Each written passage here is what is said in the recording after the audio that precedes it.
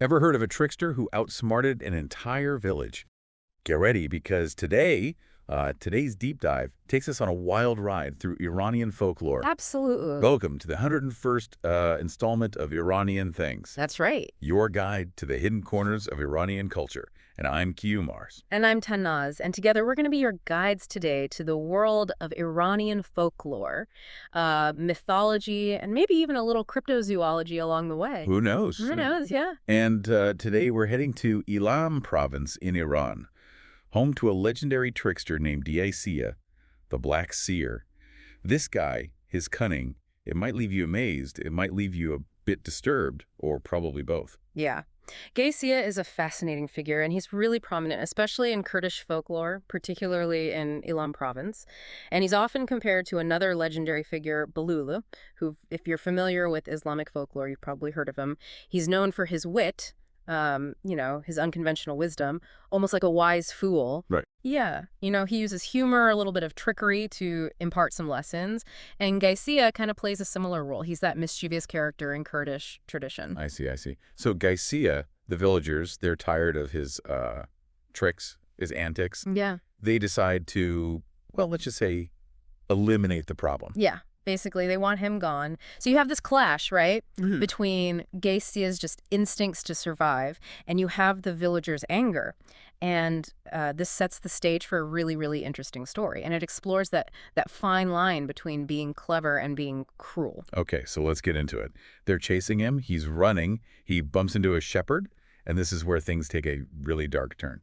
Gaye-Sia, he convinces the shepherd that the villagers are actually coming to honor him, Oh, wow. to make him the new village headman. I mean, talk about manipulation. Yeah. It's brilliant how he just uses like such a simple tactic, but it's so effective. He preys on the shepherd's naivete. I mean, you can almost see it, right? The shepherd's desire for recognition. Yeah. So the shepherd, believing this completely made-up tale, switches clothes with Gaye-Sia and unknowingly completely seals his own fate.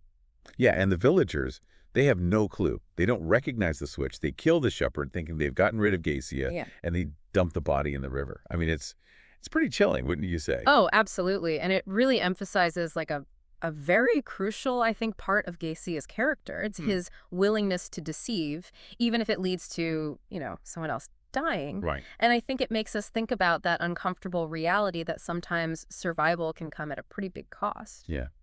But wait, there's more. The story doesn't end there. Yeah. Gaye-Sia, he goes back to the village. He has the shepherd's flock. I mean, the audacity, right? Right. And then he comes up with this fantastical story about a hidden free market under the river. And he knows exactly what he's doing. He's playing on the villagers' greed. Yeah. So now it's not just about survival, it's about exploitation. Yeah.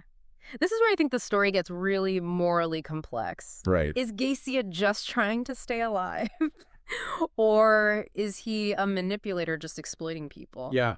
I mean, it makes you think, like, what would we do? Right. And you can see where it goes. There it goes, yeah. The villagers, all driven by this desire for wealth, they jump in the river. Yeah. And that's it for them. Wow. And Gaye-Sia, I mean, he even tells their wives that, they're having such a good time down there in this underwater paradise that they don't want to leave. Oh, my God. On the one hand, it's heartbreaking. On the other hand, there's that dark humor.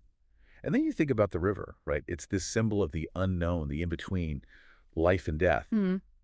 And Gaye-Sia's ability to not only survive it, but use it to manipulate others. Mm. I mean, he's on another level here. Yeah. He's like this master manipulator. Right. He's not just manipulating people, he's manipulating fate itself.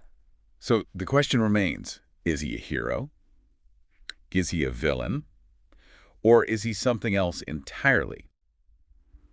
This story really makes you think. What are your thoughts, Tanaz?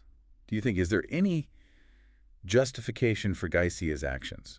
I think that's a really difficult question to answer. Right. Because while his actions are cruel, no doubt, he's living in a world where he is, at best, a nuisance, and at worst, a threat. And the villagers wanted him dead. So is it really that surprising that he uses his wit to turn the tables? Yeah. And I think, like a lot of folktales, this one, it doesn't give us easy answers, but it does make us look in the mirror and ask ourselves about our own morality. It certainly does. And Yeah. it just goes to show you that folklore can be entertaining and thought-provoking at the same time. what resonated with you about this story? Yeah. Let us know in the comments. Let us know. And don't forget to like and subscribe to our channel. That way you won't miss out on any future deep dives into the world of Iranian culture. And if you're really interested in tricksters and deception, check out our playlist called Tricksters and Tales of Deception. It's full of fascinating stories that'll really make you think twice about heroes and villains. We'll see you in our next episode of Iranian Things. Until then, keep exploring. See ya.